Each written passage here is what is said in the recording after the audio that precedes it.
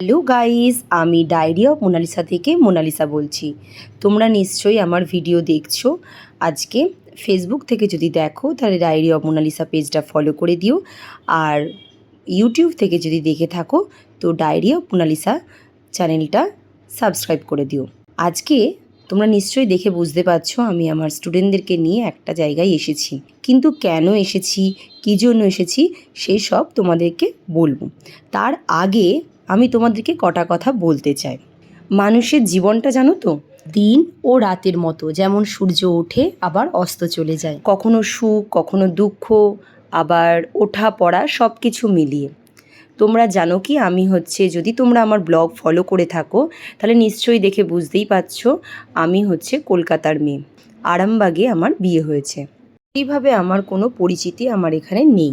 যাই হোক বন্ধুরা, তো ফার্স্ট টাইম যখন আমি এখানে ক্লাস খুলেছিলাম তখন আমার মাত্র 2টো স্টুডেন্ট দিয়ে আমি ক্লাস খুলেছিলাম।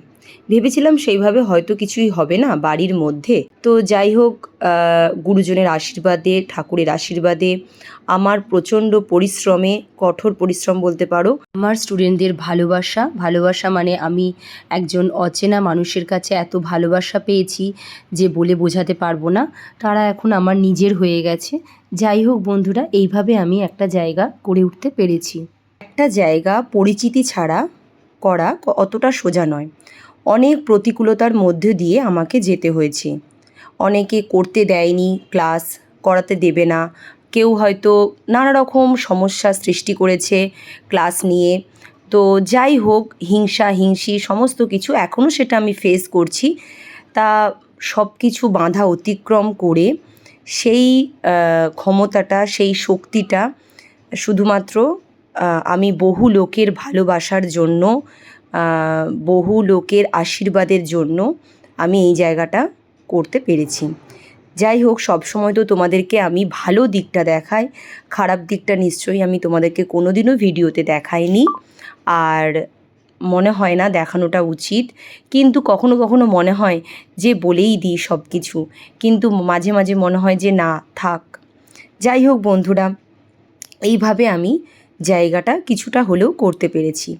বাচ্চাকে সামলেও আমাকে ক্লাস করাতে হয়। ক্লাস করাতে করাতে আমাকে আবার বাচ্চাকে বোঝাতে হয়, আবার বাচ্চাকে বাথরুম নিয়ে যেতে হয়, অনেক কিছু থাকে, হ্যান ত্যান অনেক কিছু থাকে। যাই হোক বন্ধুরা, এইভাবে আমি এখনও পর্যন্ত যে করিয়ে যেতে পেরেছি, thank you God, thank you আমার গুরুজনরা, থ্যাংক ইউ আমার স্টুডেন্টরা যারা আমাকে সেই দিকেও সাহায্য করেছে যে ঠিক আছে মোনালিসা তুমি যাও, আমরা ম্যানেজ করে নিচ্ছি। তো যাই হোক, এরকম স্টুডেন্ট পাওয়া ভাগ্যের ব্যাপার। সবাইকে তাই জন্য অনেক অনেক অনেক ভালোবাসা। সব কিছু ম্যানেজ করতে পারছি, এটাই আমার কাছে অনেক পাওয়া। যাই হোক বন্ধুরা, এবার তোমাদেরকে বলি আজকে আমরা কী জন্য এখানে এসেছি। আমার 2জন স্টুডেন্ট ট্রিট দিল, আমাদেরকে খাওয়া দাওয়া করালো।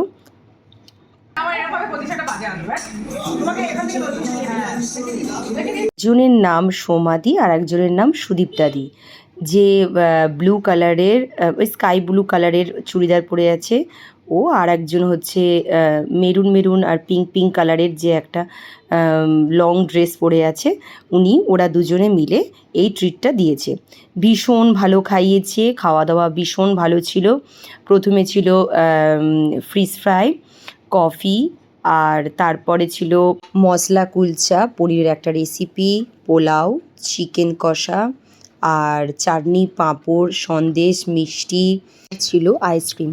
যাই হোক বন্ধুরা, খাবারগুলোও খুব সুন্দর ছিল, দারুণ বানিয়েছিল আর ভীষণ ভালো ছিল, আর আমরা সবাই মিলে খুব এনজয় করলাম। খাওয়া দাওয়া তো হলো, তার সঙ্গে নাচানাচি হলো, মানে একদম ফুল মেজাজে আমরা সবাই খুব আনন্দ করলাম। এইভাবে আমাদের সারা দিনটা কাটলো। আর তোমাদের আমার ভিডিও কেমন লাগছে অবশ্যই কমেন্ট করতে ভুলো না, আর নতুন নতুন ভিডিও দেখার জন্য অবশ্যই চ্যানেলটা সাবস্ক্রাইব করে দিও, আর ফেসবুক থেকে যদি দেখে থাকো পেজটা ফলো করে দিও, আর কেমন লাগলো অবশ্যই জানিও। তাদেরকে থ্যাংক ইউ না দিলে মনে হয় ঠিক হবে না। সেই জন্য আমি দুজনকে থ্যাংক ইউ দিতে চাই, একটা সুদীপ্তা দি আর একটা সোমা দি, আজকে এত সুন্দর মানে দিনটা দেওয়ার জন্য। আর এত সুন্দরভাবে আমরা সবাই মিলে, নিশ্চয়ই সবাই তাই বলবে, তা দুজনকে thank you thank you thank you thank you বললে হয়তো জিনিসটা ছোট হবে। যাই হোক, বললাম। Thank you so much, thank you so much. Bye by.